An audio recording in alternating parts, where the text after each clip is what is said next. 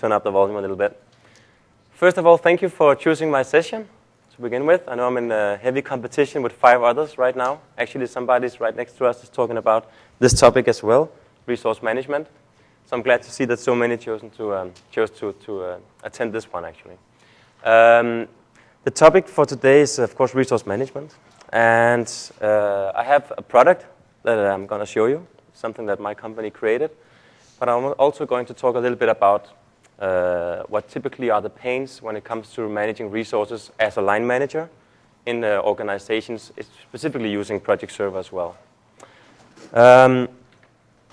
Before we begin, I would like to just see who you are in terms of Excel and line management. So I have a quick question, actually 2 questions for you. First of all, my first question is, how many of you today relies on Excel for managing your resources? Okay, that's around half of you. So I'm guessing the rest of you use something else, Project Server maybe. Maybe I should ask one more time, how many have line managers managing resources in Excel? Okay, half of you. Perfect. Yeah, and maybe you're the ones that actually do it. How many of you love that process? Okay. Yeah, normally we have 1, 2, or 3 people raising their hands. And it's typically because they are the super users of Excel. Maybe they know a little bit of VBA, and then they can macro the way out of it and create a database in Excel for this. But this is the typical scenario, actually, that we see. And the topic for today is to manage resources, but without using Excel spreadsheets. Because we have no database in Excel, it typically doesn't interact that well with Project Server, only one way. So the topic is how to move those line managers out of those spreadsheets. That's my session. A little bit about myself. My name is Peter Kestenholz from Denmark. My company is called Projectum. I am a Microsoft MVP in project, MCP, MCTS, a lot of stuff. I've been involved in around 50 implementations or so over the last 10 years. I have a blog because I love projects, so I need to blog about it. And that's more or less my brief intro here. So my input in terms of what we typically see in the market is based on customers that are medium to large in Denmark. Typically that's the same as small to medium in US. And around 50 or so of them. So I have a lot of experience actually with Project Server and the line management pains as well.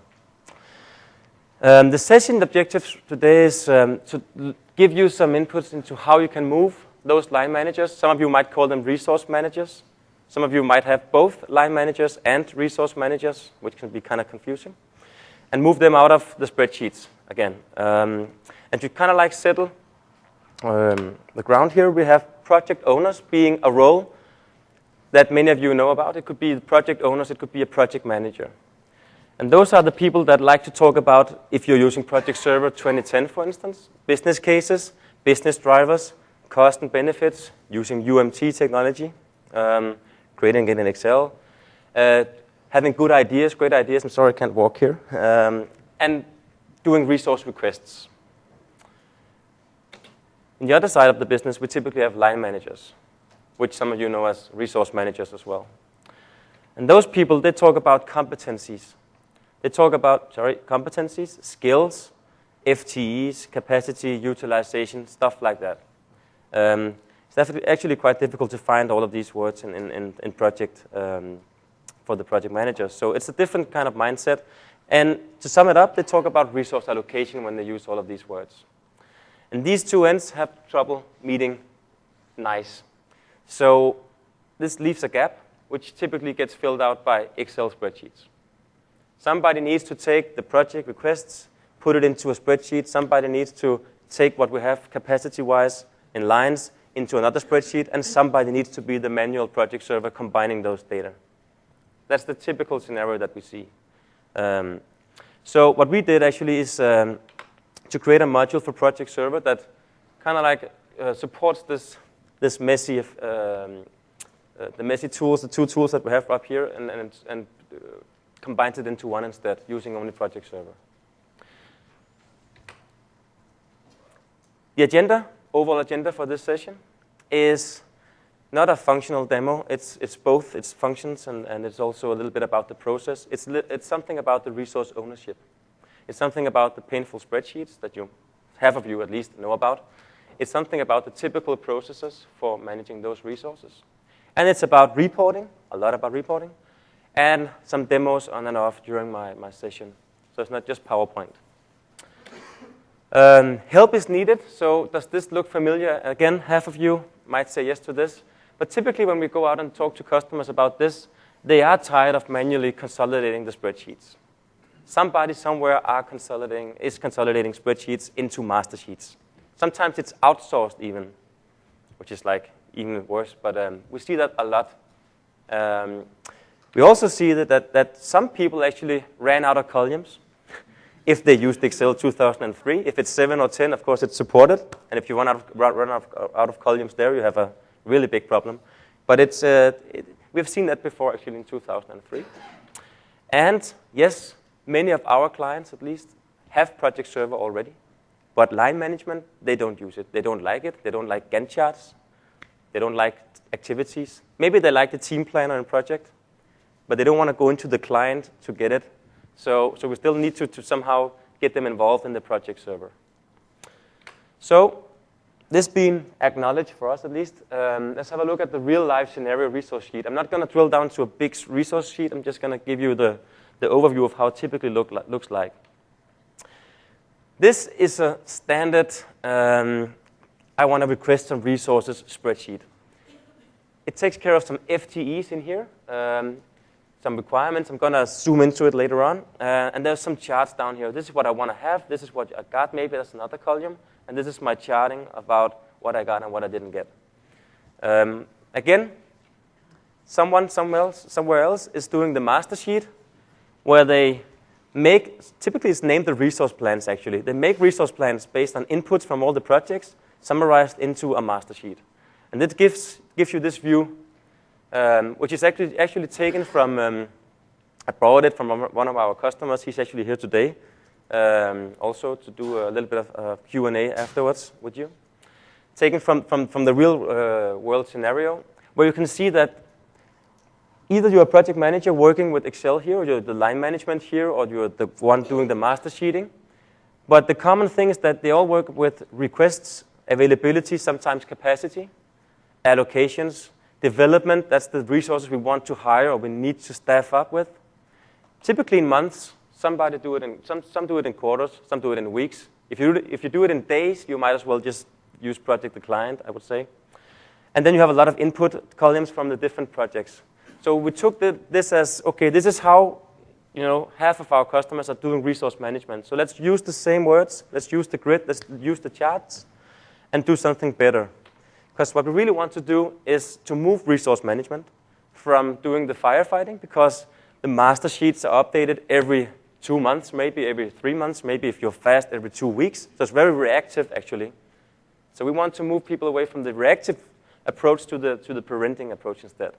So we have rules in our product that make sure that we don't over-allocate, maybe under-allocate. We utilize the best we can. And this is what I'm going to show you later on.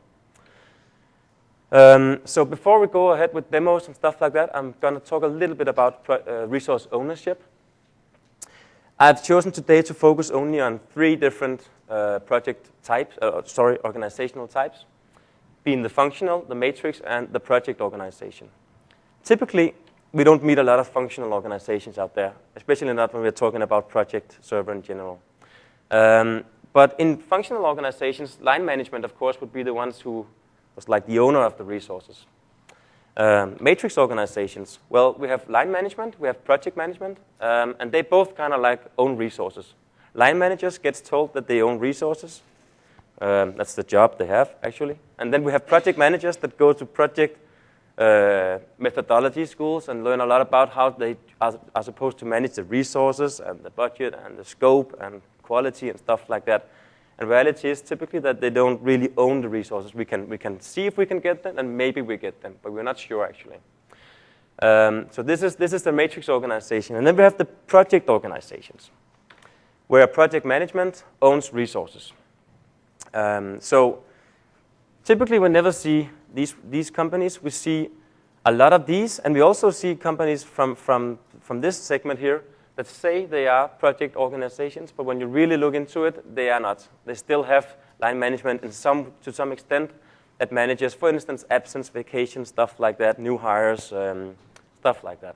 So when we narrow it down, 9 out of 10 customers, at least in Denmark, would be matrix organizations. So our product is actually focused more or less for this user group, user profiles. The rest can just use, I would say, Excel spreadsheets maybe, and Project Server, of course, out of the box, it would completely support those kind of organizations. So in these organizations, how is overview generated? Overview meaning resource overview, capacity overview. Again, we have project managers here working with Project Server across the lines, and we also have line managers working in the line, and this is where they typically end up in Excel, because it's easy for them to manage, and they don't have to take care about others. So it's, if I have a spreadsheet, it's like running project client locally, which used to work before everybody needed to share resources across lines. So this is the problem, and again, the problem really is that there is no link. So there's only hard work left for some administrative guy or girl having to like combine these spreadsheets. That's the scenario. So our solution for this is to build actually the spreadsheet, maybe 2.0, maybe not, but for line management. And what we did was to say to ourselves that we want to make sure it's web-enabled, so it's accessible from a browser, maybe even from Win8 tablet. I don't have one of these right now, but might have worked on that as well. Using some filter settings. I'm going to dive into this in just a minute live, so you can see it for yourself. So if you can't read right now, don't worry. But using filters that we see is very common in the spreadsheets, as line managers are using. And then, of course, the grid. The grid is very important for line management. Please give me the grid so it feels like I'm still in Excel. Don't show me the Gantt chart. So that's what we gave them, and of course also the reporting that you would need in order for you to manage capacity, requests, allocations, unallocations, stuff like that. So this is the input. We call this the resource manager, line manager. So it's the motto for us is that it's ready for Matrix. It's integrated with Project Server 2010. It has Excel look and feel, and it's powered by SharePoint. So if you're running Project Server already, this would fit right in to your topology. And this is a level 200 session, by the way, so it's not going to be technical today. But if you want just a sneak peek at the technology side of it, it's just the web part in reality. You implement the web part into your Project Server solution, and it's accessible if you are project manager or resource manager. This we can discuss later on in my session if you want to have any questions about that, or come to the booth. Let's go away. So the flow that needs support, this is a flow for companies doing internal projects, where you have an idea, maybe you want to get it screened for portfolio decision, and if it's decided to move ahead, you want to create the project plan afterwards. And what we see in those kind of business flows, again, at least in Denmark, is that first of all, somebody has this idea. Could be to create a funny game called, for instance, Angry Birds. Number two, you then create a business case, because that's what you need to do. That's the governance rule from where you are hired. So you create a business case, you talk a little bit about cost, benefit, strategic fit, executive summary, a lot of stuff, risk evaluation, all those things. And then you might send this for a first approval using a workflow for the portfolio managers.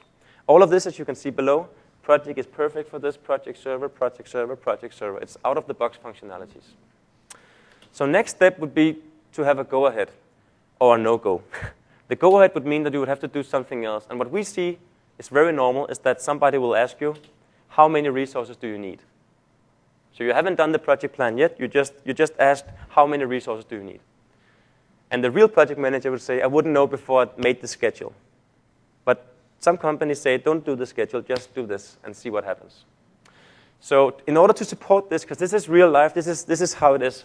It's like asking a sales guy, how much are you going to sell next year? Don't make a plan, just guess. A guess is better than no guess. It's the same thing. So they would ask you about FTEs, full-time equivalent. How much are you going to need based on skills? Put it into month so we can plan ahead capacity-wise. This is our module that can handle this. So my first demo right now is to create a project using Project Server, set up a resource plan, using our product, request competencies, and view status on pending requests. I'm just going to shift to my laptop, like this. Perfect. Maybe I should start off by asking how many of you use Project Server already? Okay. It's 2010. So I can talk about EPTs, PDPs. Yeah, okay, good. Just to settle the ground here. Great. So you know, of course, at least 90% of you, this look and feel. This is, of course, Project Server. This is a project web application. And right now, I'm logged in as the system account. I'm the admin. So instead of doing the function feature demo here, because you already know this, I'm just going to go straight into Project Center. Because this is where you can create your new projects, your new request, your business case, all that. I'm going to create a new project by clicking New, choosing the Projectum, EPT, project type, and just create a project, this keyboard. We call it a Phoenix Demo Now. Sponsor, Microsoft. Customers, users. Sorry, here, and description, whatever, it's all good. Save, and we're gonna wait. So this project is now created like using standard Project Server functionality. It's gonna have a site, a workspace, it's gonna have PDPs, stuff you need to fill out, maybe even a workflow. In my case, I made it very simple. Again, because the story today is line management. So in this case, we have the Phoenix Demo Now. We have strategic impact. You may already know that. So we're just going to rank it a little bit, give it some business drivers, score the project. We have a lot of these, actually. It's the standard demo for Microsoft, like this. And that could be it. And then click Next. Notice the next one is called Resource Requests, or Resource Request. And this is actually where we'll launch the web part the first time, our web part. I have a demo set up right now so I can log in as different users. That's why it prompts me. Otherwise, you would just go straight in. And this is actually the first view of the product that we did, the web part that we did, which is accessible from within the PDP, like this level, or from outside the PDP using just a button here or wherever you want to do it, actually. And what we see right now is the typical project manager, project owner role view. It's a different view when you're a line manager. What I can do is I can handle requests. I can do new requests, create requests. I can go and see a request report, and I have a help button as well.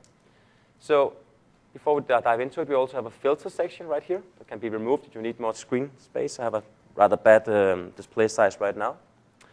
And then in the filter section, you can choose the projects you need to request resources on. You can do it for one project or for all the projects that you manage. I'm just going to select the project we just did called Project Phoenix Demo Now, like this, and hit Apply. Also notice you have time settings to control of course, your time frame. Either like this, or if you like it the standard way, just click this one, and you can fast forward into different years and so on here. We can allocate or request resources in months or weeks, even in quarters if you want to set it up like that. We could actually do it in days because it's accumulated up and down both ways. But if you do it in days, again, you might as well do a project plan, I would say. And then you hit Apply. Down here is the project, Phoenix Demo Now, and we have no resources inserted right now. Notice all the months right here, and we have an R and an A, which is what we typically saw in the spreadsheets. This is the requests. These are the allocations that we got in return. So if we want to start the demo, we're going to hit this one, here, and hit Insert Resources. It then loads a dialog box like this. I need to look at this. Where it uses the RBS structure from the Project Server already. I think many of you know what that is if you already know Project Server.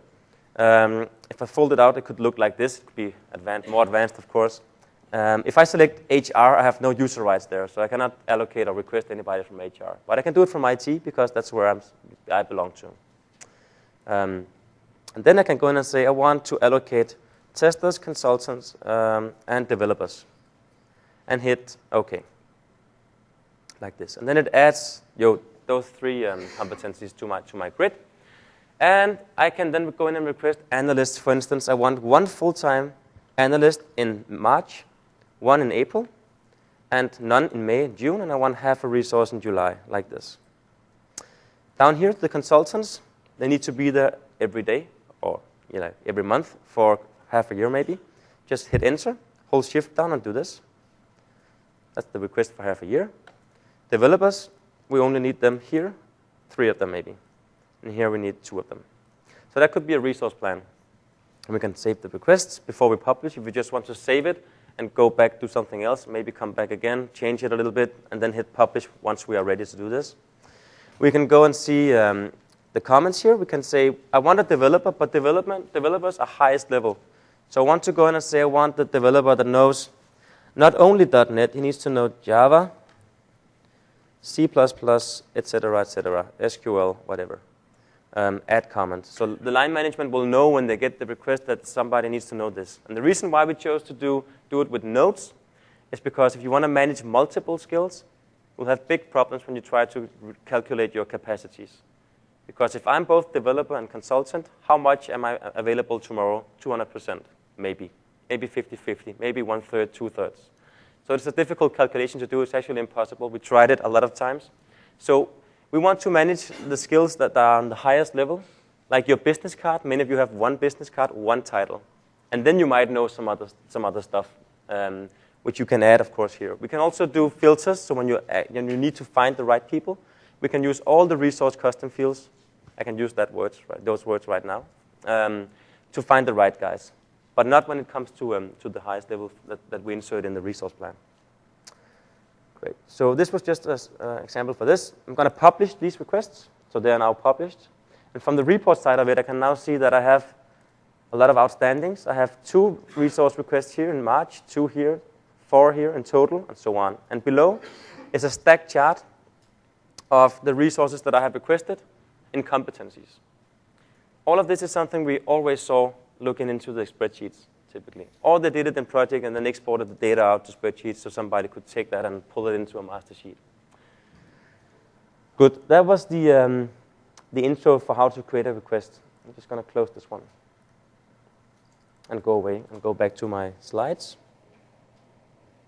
Just a second. Here. Come on. Yes, perfect. So the flow will typically continue with maybe your request is approved. Maybe you need to talk with line management first. In this case, I'm going to act like I'm a line manager that receives requests. Somebody wants a lot of resources. Maybe I have it, maybe I don't. But I need to start off with by looking at the capacity, see what I have available in my line, and allocate the handshake, actually. So, and then maybe if it's approved, I can have a resource plan. And I don't know if all of you know that Project Server already have a resource plan, actually. But just with a hand raise again, how many of you use it? Yes. Actually, it's quite good to write data to, because we can use it in the portfolio simulations and all that stuff. But to use it as a tool for line managers, maybe it's too hard, actually. You have to go in for each project at a time, which is what they don't like. They want to work on all projects at the same time. But we use the resource plan. That's why it says Project Server on the bottom right here. We send data back to the resource plan so that if you use our module, you can still do portfolio simulations, capacity planning, all that out of the box. So let's do a small demo on this again. Receiving requests, changing competencies to named resources, handling requests you cannot give, and do flexible reporting. Because yes, we have an OLAP cube as well for this. That's the final part of it. Going to switch again to this. Perfect. So we're going to log in. Sorry, like this. And I'm going to just change my user here.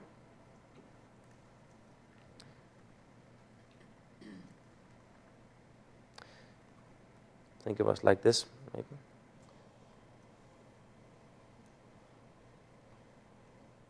Yeah. So now I'm logged on as Chris Gray, and he's the line manager for IT, where I requested some resources. He can either go to the project portal, he can go somewhere else because we just placed the web part somewhere else. But right now I just run it internally at the PWA. So he has access to the resource manager button right here, right below the resource center.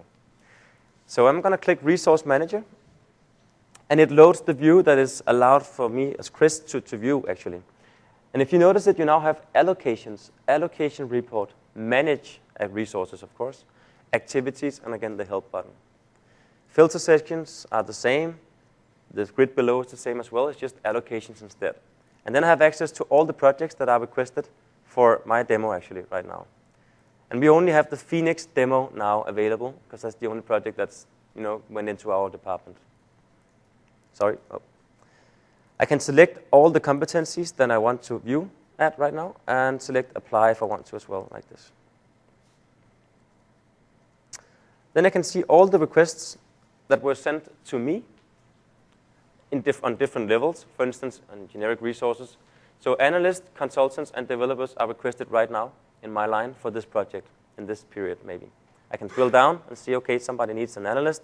1 is the request allocated, is what I give in return. C is my capacity. Again, the same wordings that what we saw on the spreadsheets.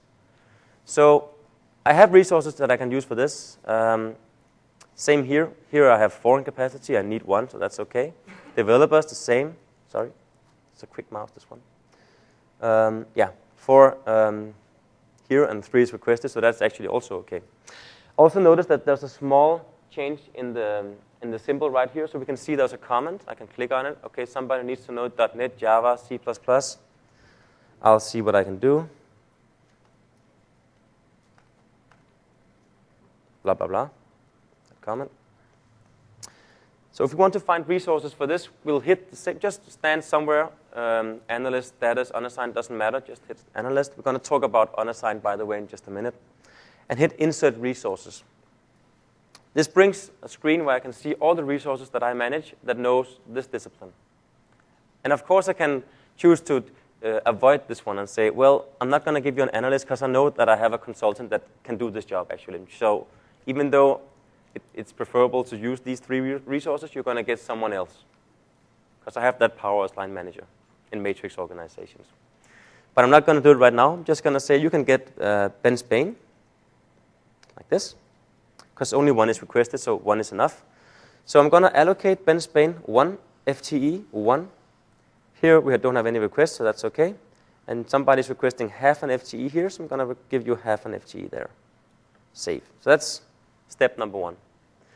Again, we need to do the same thing for our consultants down here. So we insert resources, get the same dialog box, maybe add a couple of resources, maybe add 3, like this. And we can then see that, sorry, it's so fast here, that we need a guy that knows consultancy, or girl in March, 1 of them. I'm going to allocate Uzi. 1 here, 1, 1, 1. But maybe here in August, right now I have capacity, but imagine that I didn't have capacity. Then maybe I would just leave it there if I was working in Excel and just let it be, click Save.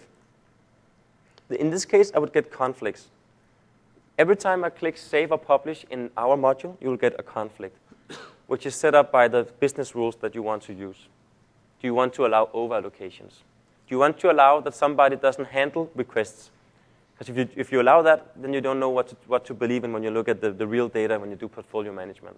You need to know that everybody has looked at all the requests before you do capacity planning.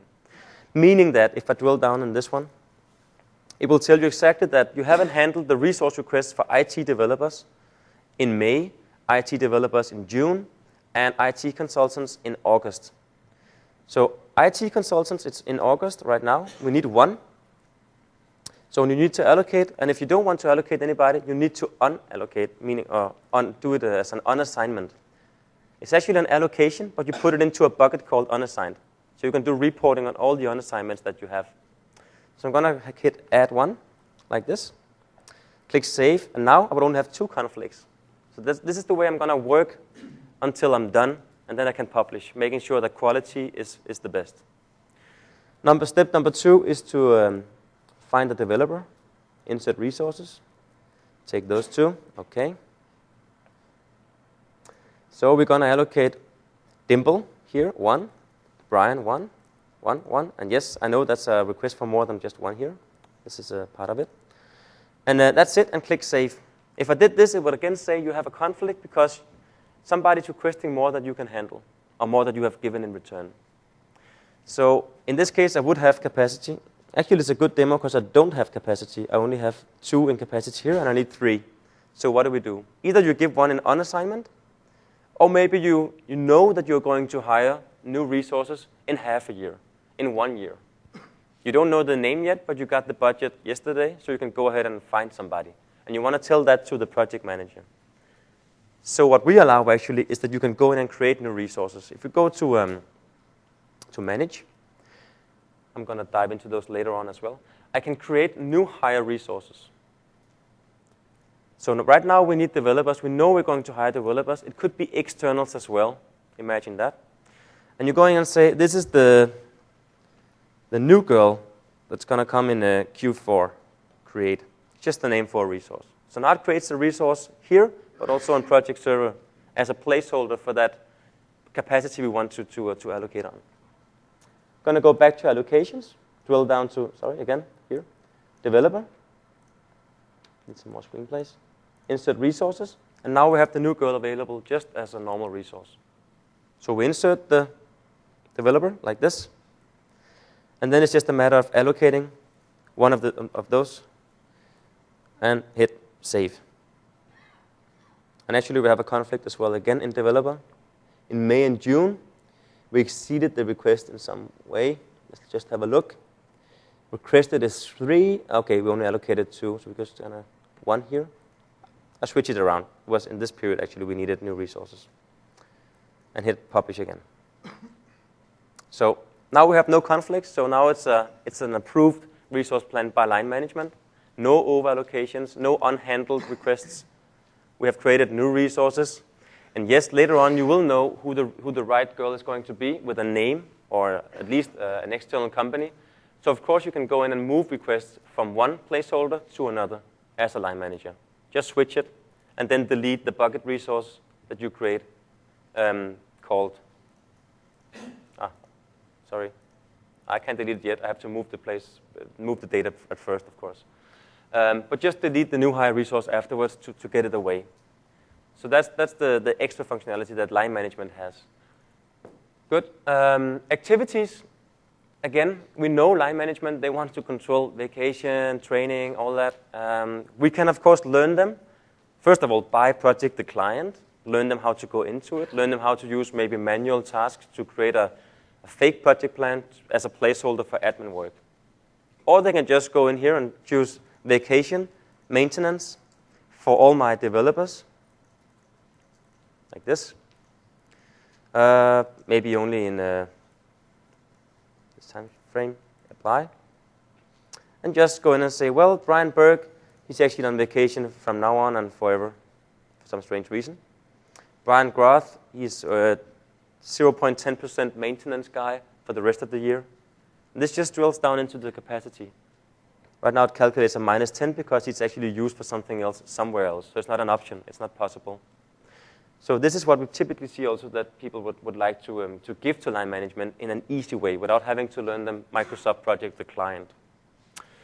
Great. Again, allocation report. Let's just cancel this. From here, as a line manager, again, I can see across all the projects that I'm working on in the line for different resources. I want to see what all my developers are working on in this period of time, maybe in weeks even. We have those 3 people, and they are available whenever it's green, and this is where they are allocated for something. Below, I have a chart, of course, my total capacity, and then a stack chart about for the different projects that I'm working on. This is more or less like the same as we can see in Resource Center from Project Server as well. And we can view the same data also from Resource Center. It's just nice to have when you're already inside our module.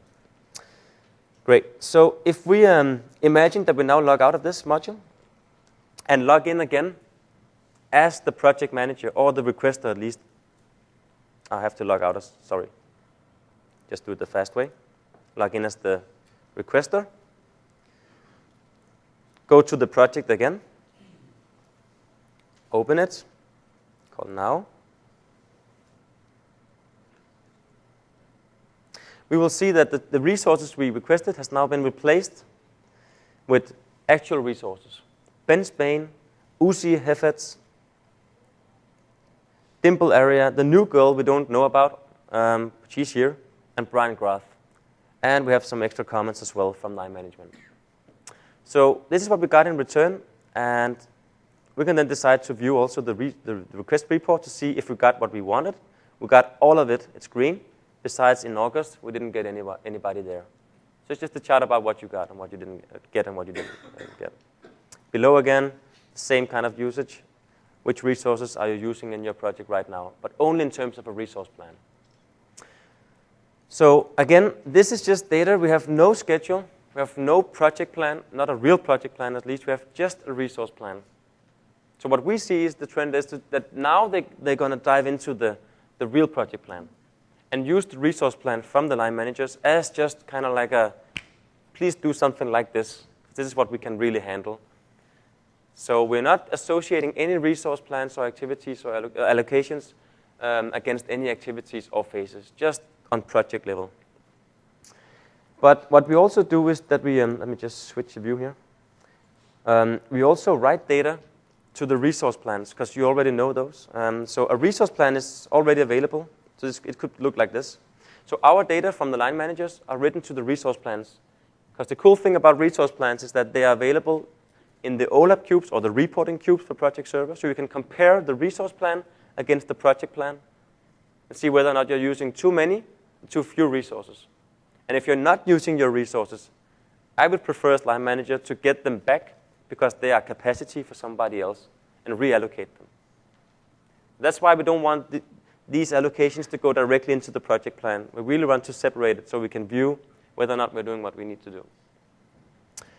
On the reporting side of it, as we have an OLAP cube, which many of you know about, we can, of course, use different reporting features. We can use reporting services, performance point, Excel services, standard Excel, the client. I'm going to end there, actually, to build up dashboards like this where everybody can log in and see, okay, I want to view at my RPS Denmark IT, for instance, in March or in February, and it changes a little bit down here. I want to see capacity. So I'm going to drill down. I can see total capacity, for instance, for this IT line, IT supporters, developers, consultants, etc. Who's available within the developer department? Click here. You get the actual names. So this guy has more capacity here than this one, etc. So just standard functionality, drill up, right-click it, maybe even using the decomposition tree, which many like, actually, where you can just see, well, the total capacity is 12 for the period we selected, or maybe change it a little bit, and let's view it for a larger period like this. Go in again. Capacity is now 11, actually, because we changed the period. Split into those roles. So we don't have a lot of analysts available right now. And the reason to that is that they are all of them booked 0.30, around 30% more or less, or 20% for other stuff. Ben Spain, Chris Gray, and so on. And again, these data can go into the project list, project name, and see what they're working on, etc. Same as you could do in project, just using our data. You could also do a report that shows you something about, again, capacity, but maybe like this, where you select the staff. This could be a line management report. Let me see what I have available. Choose, for instance, developers, or all of them. Hit apply. Find out that you have a lot of capacity here, maybe not so much in March. Click on March, drill down. These are the 3 skills that you manage. So my consultants have a lot of time, but developers don't and supporters don't. Click on, for instance, developers again, and see the same data. These are just actual people who has capacity and who doesn't. So same scenario as before. So this is standard performance point that I'm hoping that many of you already know about, because this is typically why you really want to use Project Server 2010. Another thing is that you can move out of it and go directly to the Excel. Let's take a blank sheet here. Because even though my session title was how to move out of Excel, I still think it's nice that line managers can still do the reporting in Excel, because they like that. We all like that, more or less. I still like it. But we don't like to update it. We don't like to outsource the updating part to someone else. So from Excel, we can just access our data using the OLAP connection and just get all the data from the module available as a pivot table, which I think all of you might know about. In this case, we have all the stuff that we see everybody wants. This is what they do. This is what controllers sometimes are doing. Resource managers, full-time sometimes, doing this. We want to view allocations, availability, capacity, request on allocations in FTEs. We want to view it in years, quarters, month, maybe. We drill down as a filter. We want to view it from a line perspective. So let's use the line manager as the top. And then drill down to, okay, right now we only have Chris Gray being the line manager. Chris Gray manages those 4 competencies. Chris Gray is the manager of those guys down here. And because we can only request on competencies, there will never be requests on specific people. Cannot happen. It's always competencies. So you might also want to view something on, let's say, other fields that you have in your server. It could be is generic, yes or no. New hires, the new resources that we're going to hire. Generic names, skills, RPS. You can have different RPS structures. You can have a lot of custom fields. This is just an example. So all the resource custom fields that you have, you could use here. So if your SAP, for instance, HR solution is filled up with data about your resources, just fill them into here and get the best cube running for the best reports that not even SAP is capable of, actually. To give you another example on this, is to open, for instance, this one called Complete View. Again, same way of doing it, just spend some more time, of course. Select your period, February, March. I want to see what Chris is working on. And you get Chris capacity for those 2 months. Or I want to view this, longer period, but also for all my IT consultants, like this.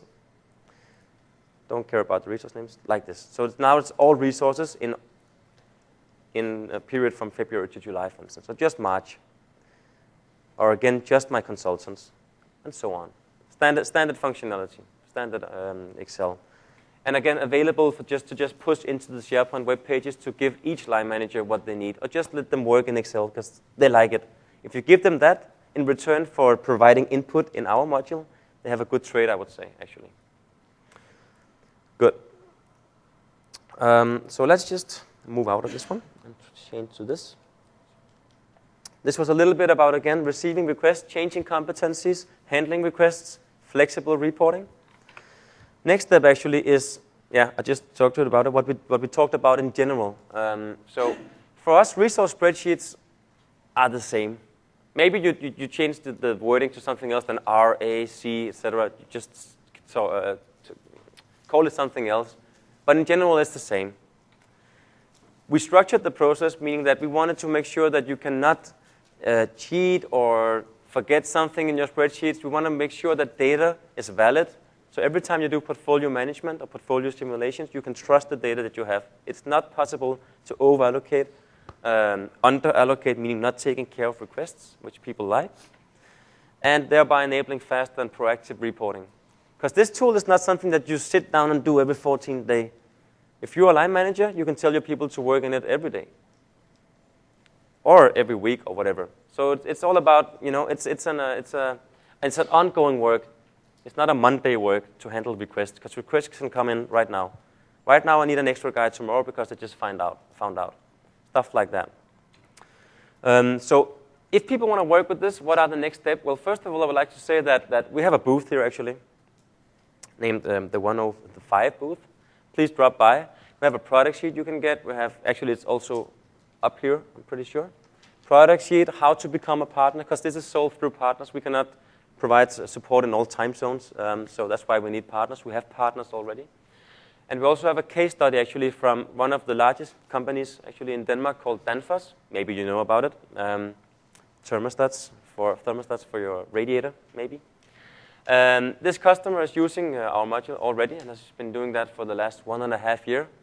And like I said, he's here today, he's sitting in the back, actually. So if you have questions about the process for doing making sure your line managers is doing it, you can just ask those questions in just a few minutes. We also have a web page, global page called Projectum.me.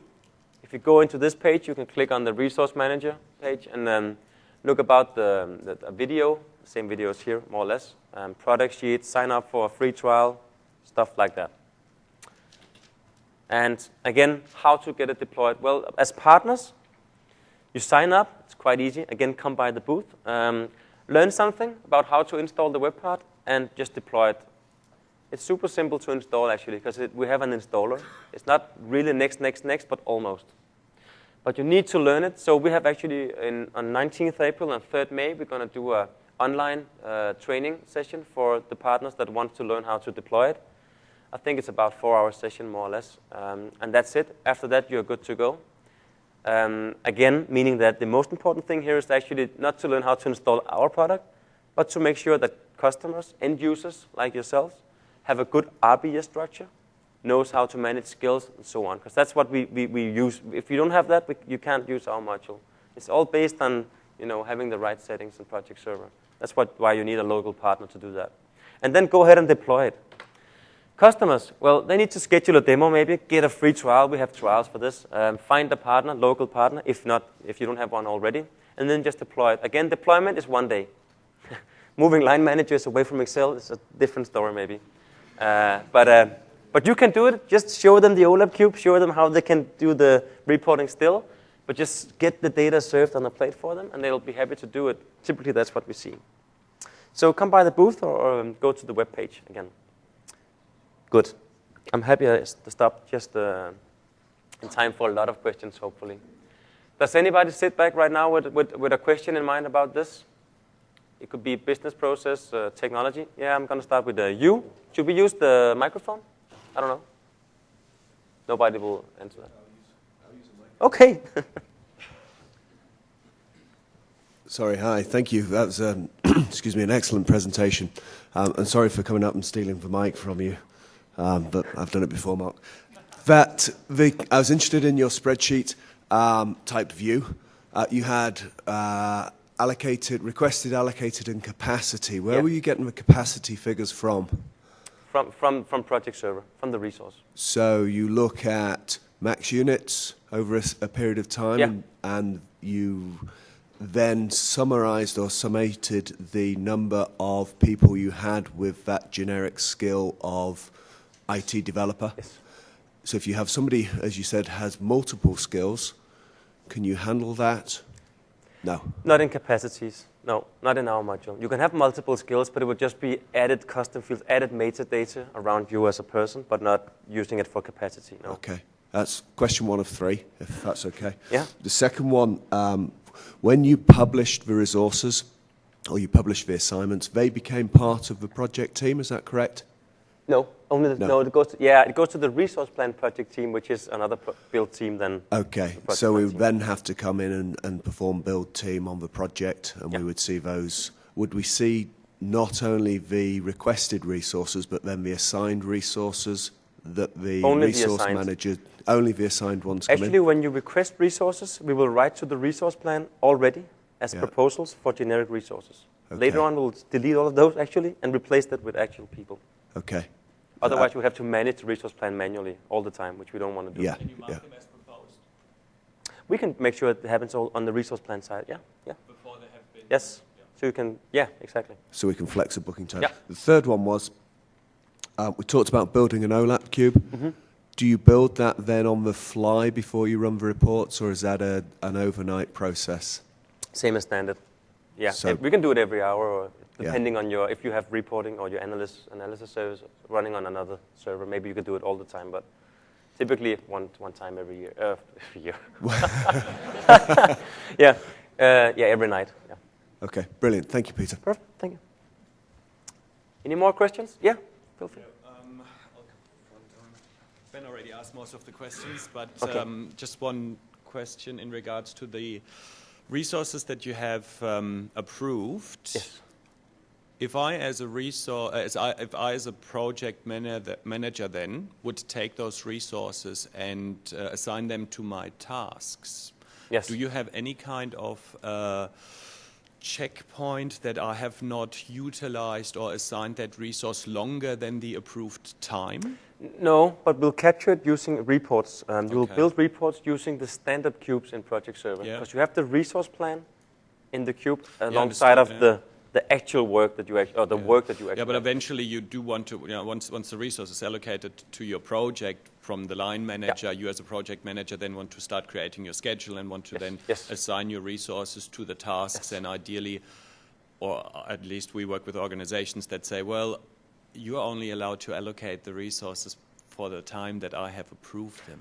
They could it could be set up as a rule, yeah. Could be nice, yeah. Okay. Could do it. Yep, excellent. That was more the question whether there is some kind of rule that allows you then not to assign the resource for a certain amount of time. We can set it's not part of the install next. Maybe you have to spend a day more to configure it, but it's quite easy. It's the same thing when you calculate the FTEs, because how much is an FTE really? If I request a Danish FTE typically, I'm going to get 37.5 hours in return if I get a full-time FTE for 1 week. But sometimes it's outsourced to maybe India, where it's 42 hours. So, and we don't want to now get in return 1.1116 FTE, so we just use one still. Okay. No, so you need to find like a level where you want to manage your resources within. Yeah. So you would most likely then manage it on a more detailed You'll find the global in the setting, schedule. the global currency, the global language, the global FTE setting, Okay. And configure it into the module. But it could be this or this, depending on what you want. Yeah. Okay. Thanks, Peter. Perfect. Any more questions? Perfect. Well, that was my session. Thank you all for coming. Hope you enjoyed it. Thanks.